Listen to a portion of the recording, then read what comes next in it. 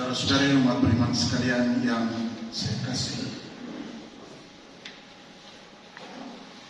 saudara kita Pater Andesau berpulang mendadak kemarin siang. Dia berpulang pada minggu ketiga Advent, kenal sebagai Minggu Gaudete. Di tengah masa penantian bercorak tobat dan persiapan, gereja mengajak kita untuk berhenti sejenak, untuk bersukacita sebab Tuhan sudah dekat. 2 hari lalu lilin Advent ketiga yang warnanya lebih terang, warna merah muda dinyalakan. Itu adalah tanda sukacita, tanda kebahagiaan dan kegembiraan. Antifon pembukaan dari minggu Advent ketiga diambil dari surat Rasul Paulus kepada umat di Filipi bab 4 ayat 4-5. Bersukacitalah selalu dalam Tuhan. Sekali lagi kukatakan, bersukacitalah sebab Tuhan sudah dekat. Rasa sukacita karena pengalaman akan Allah, karena iman akan Allah. Ini adalah sukacita dan kebahagiaan karena pengampunan yang menyembuhkan, karena pembebasan dari kesesakan dan daya hidup baru yang berasal dari Allah sendiri. Tapi bagaimana menghubungkan sukacita Injil ini dengan kedukaan, dengan peristiwa kematian ini? Sukacita Injil tidak mengatakan bahwa tidak ada tantangan, tidak ada kesulitan, tidak ada penderitaan, dan tidak ada kematian. Orang yang bersukacita dalam Allah, dalam situasi sulit apapun, dalam sakit yang tak tersembuhkan, dalam kedukaan yang sangat mendalam, dan akhirnya dalam kematian sekalipun, tetap menyerahkan diri kepada Allah, karena percaya bahwa Allah selalu menyertainya. Dia adalah Allah yang hidup. Dia telah mengalahkan kegelapan kematian. Orang yang bersukacita membuka ruang bagi rahmat Allah untuk bekerja dalam dirinya. Mari kita ingat apa yang dikatakan dalam surat kedua Rasul Paulus kepada umat Korintus bab 12 ayat 9. Cukuplah kasih karuniaku bagimu, sebab justru dalam kelemahanlah kuasaku menjadi sempurna. Ini berarti bahwa kerendahan hati, penyerahan diri, harapan, dan ikhtiar atau usaha pribadi yang jujur untuk mengubah diri selalu membuka ruang bagi rahmat dan kuasa Allah untuk bekerja. Pater Ande memilih lanjutan dari ayat 9 tadi, yaitu ayat 10, dan jawabannya diambil dari surat kepada orang Ibrani bab 13 ayat 6, menjadi moto hidupnya sebagai religius, sebagai misionaris Serikat Sabda Allah.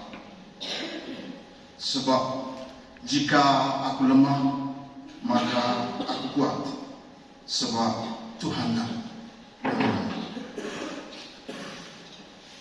Kesadaran yang kuat akan kelemahan dan keterbatasan diri, adanya kerendahan hati, memiliki harapan yang kokoh, dan ikhtiar untuk diubah oleh Allah sendiri melahirkan rasa percaya dan pengalaman sukacita yang diungkapkan dalam moto, jika aku lemah maka aku kuat, sebab Tuhanlah penolongku. Sebagai seorang misionaris, ini adalah suatu kerohanian dan sikap dasar misioner yang benar, sebab misi pertama-tama adalah misi Allah, bukanlah misi dari misionaris itu. Misionaris yang lemah dan rapuh ambil bagian dalam misi Allah itu. Sejarah Serikat Sabda Allah pun mengatakan hal yang sama. Arnold Jansen mengalami banyak kesulitan, kekurangan, sinisme, dan penolakan. Tapi ia mempunyai keyakinan yang kokoh bahwa bukan dia, tetapi Roh Kuduslah yang sesungguhnya mendirikan 3 tarekat misi yang ia dirikan.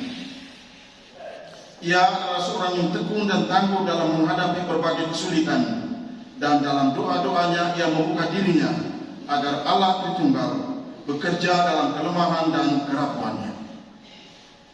Arnold Jansen adalah pendoa yang yakin bahwa doa adalah tindakan misioner yang sejati, dan doa adalah nafas dari misi. Saudara-saudari umat beriman sekalian yang saya kasihi, Sukacita Injili yang sejati tidak pernah menjadi satu ekspresi perasaan sesaat yang ingat diri, yang egoistik. Sama sekali tidak. Cahaya lilin Advent, lilin Gaudete yang membakar dan menghabiskan tubuhnya tidak pernah untuk cahaya itu sendiri, tetapi cahayanya adalah untuk yang lain. Cahaya Tuhan bukan untuk dirinya sendiri, tetapi untuk menghalau kegelapan malam, mengusir kegelapan dosa yang membawa maut, dan menghapus kegelapan ketidakpedulian yang membuat hati orang tertutup terhadap solidaritas dengan yang lain. Penjelmaan sabda Allah menjadi manusia dalam misteri Natal, sukacita besar yang akan kita rayakan adalah peristiwa iman, pemberian, dan pengosongan diri Yesus. Ia adalah pemberi kehidupan bagi yang putus asa dan kehilangan harapannya. Sejak tahun 2019, Pater Ande sudah mengalami kesulitan kesehatan yang serius dengan jantungnya. Ia pernah dirawat intensif di rumah sakit di Boomere. Pada waktu itu dokter sudah anjurkan agar dipasang ring atau cincin di jantungnya, tetapi Ande belum siap. Dia lalu memeriksakan kesehatannya ke rumah sakit yang lebih besar dan lengkap di Semarang. Sesudah kesehatannya agak membaik, dia kembali ke Ledelero. Tetapi dia tahu tentang batas-batas kemampuan fisiknya. Ia minta agar dibebaskan dari tugas-tugas sebagai prefek dan sebagai formator. Pada akhir Maret 2020, Pater Ande menulis surat kepada provinsial. Pater Provinsial, saya menyampaikan permohonan untuk mengundurkan diri dari, pertama, sebagai prefek koordinator, dan kedua, sebagai prefek probanis. Lalu dia melanjutkan, tapi saya tetap bersedia untuk masuk dalam tim prefektur sebagai prefek kedua di unit Efrata. Ande tahu bahwa ia sakit. Sejumlah sama saudara juga tahu bahwa kesehatan Pater Ande tidak baik-baik saja. Tapi Pater Ande tetaplah seorang religius dan misionaris sabda Allah yang mempunyai hati yang terbakar untuk misi. Terlepas dari kerapuhan kesehatannya, ia tetap membaktikan diri untuk misi melalui tugas-tugas sebagai formator di rumah misi Seminari Ledelero dan tugas-tugas mengajar di IFTK Ledelero. Kita tahu bahwa prefek formator adalah tugas yang berat, tetapi sangat penting untuk serikat. Tugas utama para formator adalah mendampingi setiap formanus dan mengenal mereka secara pribadi. Hal yang menjadi lebih sulit karena kita mempunyai banyak formandi. Prefek formator mendidik lebih banyak melalui kesaksian hidup daripada melalui kata-kata. Karena sentralitas dari kesaksian hidup ini, kita boleh mengatakan secara kategoris bahwa tugas-tugas lain bisa dijalankan sebagai tugas paruh waktu.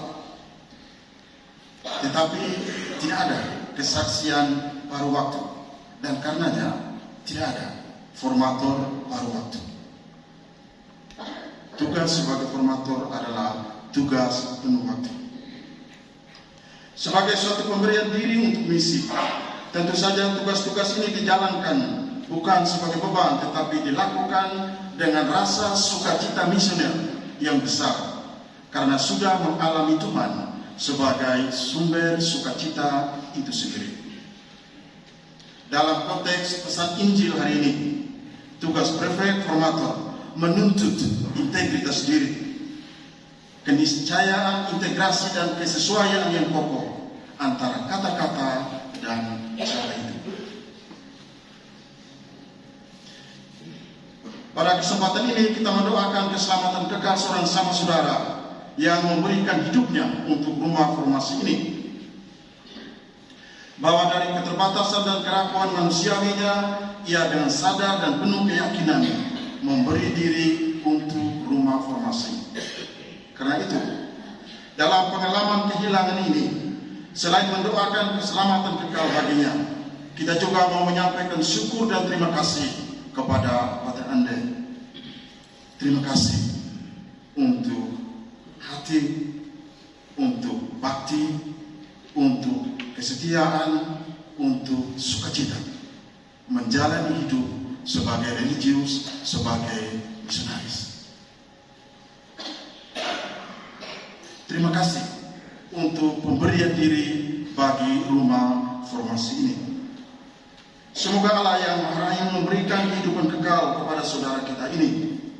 Semoga saudara kita, Pater Ande, menjadi pendoa untuk para formator, para formandi, dan untuk rumah formasi ini. Tuhan memberkati kita semua. Amin.